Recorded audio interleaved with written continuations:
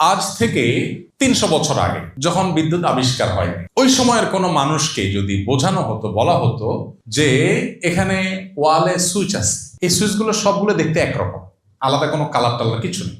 তাকে যদি বলা হতো তুমি এখানে জাস্ট, এখন তো টাচ সুইচ হয়েছে, মানে আপ ডাউন করতে হয় না, এখানে তুমি হাত দিবা এই বড় ফ্যান ঘোরা শুরু করে দিবে, ওখানে হাত দিবা লাইট গুলো সব জ্বলে যাবে। এটা যদি 300 বছর আগে, এই বিদ্যুতের এই টেকনোলজি আবিষ্কার হওয়ার আগের মানুষ, তাকে যদি এটা বলা হতো যে ওয়ালে এখানে হাত দিলে এটা করবে, এখানে হাত দিলে আলো জ্বলবে, সে কি বলতো? বলতো এটা বড় মাপের চাপাবাজ, অথবা মাথায় কোনো সমস্যা আছে। তার কাছে এটা ইলজিক্যাল, এই কাজটা একটা অযৌক্তিক কাজ, এখানে টিপ দিলে এটা কিভাবে করবে, মানে ফাওয়ালা। যদি ঘুরেও সে বলবে অন্য কোনো কারণে ঘুরছে, এর সাথে কোনো সম্পর্ক নেই। কিভাবে সম্পর্ক আছে? কেন সে বোঝে না? কারণ সেই টেকনোলজি সম্পর্কে ধারণা।